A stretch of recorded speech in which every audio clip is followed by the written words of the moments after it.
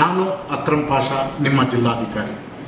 ಕೋಲಾರದ ಸಮಸ್ತ ರೈತ ಬಾಂಧವರಲ್ಲಿ ಮನವಿ ಮಾಡಿಕೊಳ್ಳುವುದೇನೆಂದರೆ, ಕಂದಾಯ ಇಲಾಖೆಯು ನಮ್ಮ RTCಯನ್ನು ಆಧಾರ್ನೊಂದಿಗೆ ಜೋಡಿಸುವಂತಹ ಕೆಲಸವನ್ನು ಪ್ರಾರಂಭ ಮಾಡಿದೆ.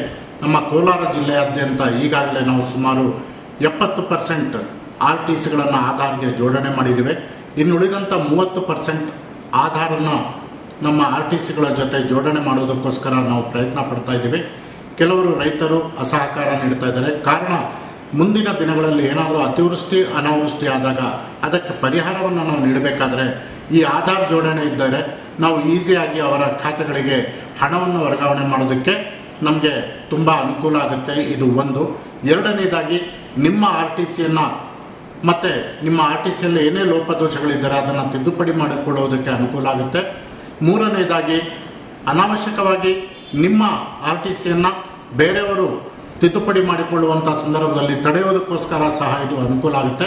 ಆದ್ದರಿಂದ ಈಗಾಗಲೇ ನಮ್ಮ ಕಂದಾಯ ಇಲಾಖೆಯ ಎಲ್ಲ ಗ್ರಾಮ ಲೆಕ್ಕಿಗರು ನಿಮ್ಮ ವಿಲೇಜ್ಗಳಿಗೆ ಬರ್ತಾ ಇದ್ದಾರೆ. ಅವರಿಗೆ ಸಹಕರಿಸಿ ನಿಮ್ಮ ಮೊಬೈಲ್ಗಳಲ್ಲಿ OTPಯನ್ನು ನೀಡಿ, ಆ OTPಯನ್ನು ನೀಡಿದ ನಂತರ ಆಧಾರನ್ನು ನಾವು ನಿಮ್ಮ RTCಗೆ ಜೋಡಣೆ ಮಾಡ್ತೀವಿ. ಇದರಿಂದ ನಿಮಗೆ ಕಂದಾಯ ಸೇವೆಯನ್ನು ನೀಡುವುದರಲ್ಲಿ ತುಂಬ ಅನುಕೂಲ ಆಗುತ್ತೆ.